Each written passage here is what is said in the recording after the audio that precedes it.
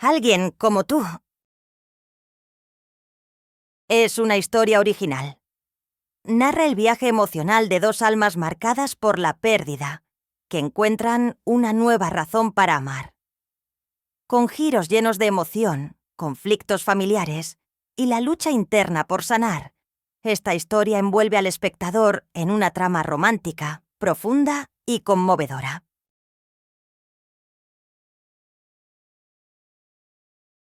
A veces el amor no llega como un rayo de luz, sino como una sombra que se niega a desaparecer. Elena Durán tenía 34 años, era una terapeuta emocional especializada en pérdida y duelo, famosa por sus libros y entrevistas, y llevaba una vida de aparente éxito. Tras la pérdida de su prometida por una enfermedad terminal a los 30 años, Aiden nunca volvió a enamorarse.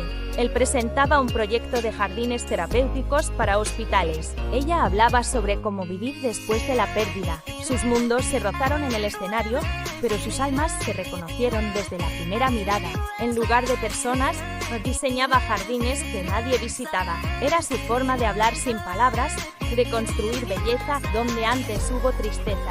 Descubrieron que compartían más que dolor, una forma similar de procesar la vida. La chispa no fue inmediata, sino progresiva, como una melodía que no puedes sacarte de la cabeza, pero tras cada palabra que ofrecía al mundo, escondía un alma rota. Comenzaron a escribirse correos, enviarse notas de voz, compartir sueños. El amor empezaba a filtrarse por las grietas de sus corazones.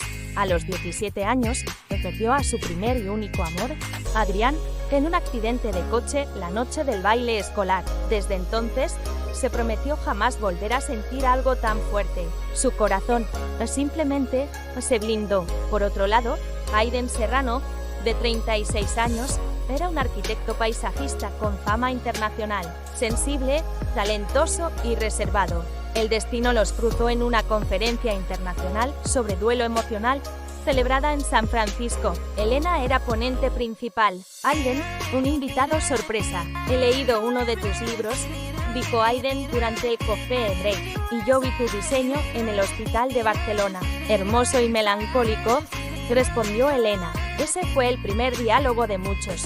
Durante los 3 días del evento, compartieron almuerzos, caminatas nocturnas y, sobre todo, silencios cómodos. A veces, pienso que si vuelvo a amar, estoy traicionando el recuerdo que me queda, confesó Aiden una noche, bajo las luces de la ciudad. Pero si no amas de nuevo, traicionas a la persona en la que te estás convirtiendo, respondió ella. Cuando la conferencia terminó, Elena regresó a Nueva York y Aiden a Vancouver, pero el lazo era innegable. Pero los fantasmas no se rendían fácil.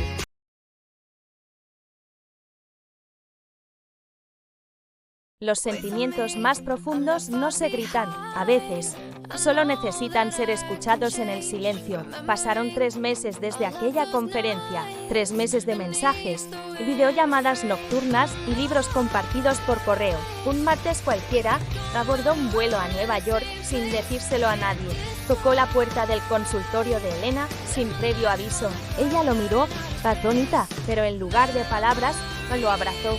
Lloraron en silencio, no por tristeza, sino por alivio. Elena y Aiden habían construido un pequeño mundo a distancia. Cada instante parecía una película en cámara lenta, pero toda historia de amor enfrenta sus pruebas, una burbuja de conexión real en medio del caos de sus vidas. Pero ambos sabían que no podían vivir para siempre en lo virtual. Aiden tomó la decisión primero, no porque él se fuera, sino porque no le dio la oportunidad de quedarse a su lado. Así que hizo lo inesperado. Tomó un vuelo a Vancouver, tocó la puerta de la cabaña donde Aiden solía retirarse a diseñar. No le gritó, solo lo abrazó. Aiden notó el cambio y no quiso cortarla. Sabía lo que era perder a alguien sin tener control. Empresario influyente, al enterarse del vínculo de su hija con Aiden, contrató a un periodista para investigar al arquitecto, que nunca dejó de pensar en ella ni un solo día, que la extrañó antes de saber que la perdería. Lo que encontraron fue un episodio oscuro, una depresión severa que llevó a Aiden a abandonar un proyecto hospitalario en Berlín sin avisar. El escándalo casi arruina su carrera. Tenía una carta de su madre fallecida hacía pocos meses. En ella, la madre revelaba que Camila era fruto de una relación breve con Aiden durante su época universitaria. Solo quiero conocer al hombre detrás de mis raíces. ¿Y tú? Elena, no te alejes por mí. Mi padre te necesita, aunque aún no sepa cómo decírtelo. La prueba de ADN lo confirmó. Camila era su hija. No permitiría que el miedo arruinara lo que apenas comenzaba. ¿Cómo construir una relación cuando el pasado te sacude de esa forma? Durante los siguientes días, caminaron por Central Park, cocinaron en casa, visitaron exposiciones. El primer golpe vino del pasado de Aiden. Elena aceptó que la familia que Aiden no sabía que tenía también podía ser suya, no como una historia perfecta, sino como un pacto silencioso de quedarse, incluso cuando todo doliera.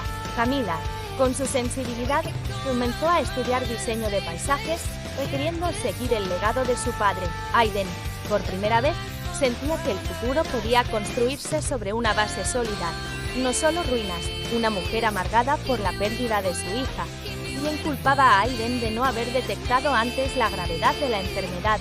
Una carta en el buzón del apartamento de Aiden, que Elena había ido a visitar con él días después, y aunque sabía que no era verdad, la herida se abrió. Era de la madre de su exprometida. En la carta, lo acusaba de usar a Elena como una sustituta emocional. Elena la leyó. Elena se distanció. Volvió a sus rutinas con frialdad. El segundo golpe vino del padre de Elena. Elena, aunque dolida, no juzgó, pero Aiden sintió vergüenza. Una noche, simplemente desapareció de Nueva York. Solo dejó una nota: "Te mereces estabilidad. Yo aún soy un jardín en ruinas". Elena no lloró, se enfureció. Los jardines más hermosos nacen sobre tierra removida. Si estás roto, entonces crezcamos juntos. Fue entonces que Aiden se lo confesó todo, que tenía miedo de volver a amar y fallar. Pero el destino aún tenía una última carta. Una joven llamada Camila, de 20 años, apareció una tarde en el estudio de Aiden. El mundo de Aiden colapsó. Elena quedó en shock. Camila, sin embargo, no fue una amenaza. Fue un faro, con ternura y madurez. Les dijo: "No necesito un héroe". Así, los tres comenzaron una etapa de adaptación. El amor renació, y aunque aún quedaban pruebas, ambos sabían que no estaban solos.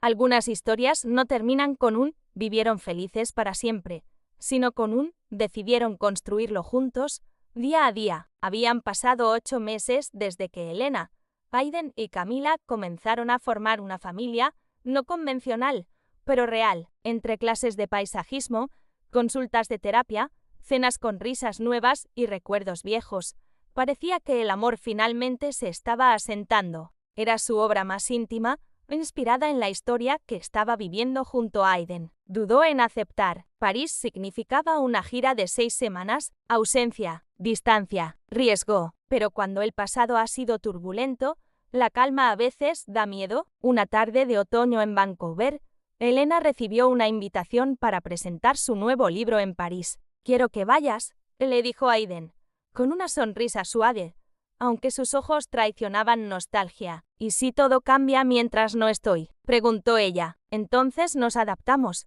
como siempre lo hemos hecho». Al principio los ignoró, pero uno de ellos incluía fragmentos privados de conversaciones que solo alguien cercano podía conocer. Sospechó de su propio editor, o peor, de alguien en Vancouver. Había conocido a Elena en la conferencia de San Francisco y tiempo atrás había intentado convencerla de adaptar sus libros al cine. Elena se negó. Isabel, dolida, juró que ella no sabía lo que significaba una historia real. Isabel apareció en una presentación pública, acusando a Elena de construir su carrera sobre la tragedia ajena. Aiden la ayudó a construir su primer jardín público, en honor a la abuela materna de Camila. Años atrás, había tenido una historia con Aiden, breve y unilateral. Nunca superó que él no la eligiera. Fue un proyecto lleno de significado, donde cada planta elegida contaba una historia. Camila demostró una sensibilidad sorprendente, y Aiden supo entonces que el legado que no planeó dejar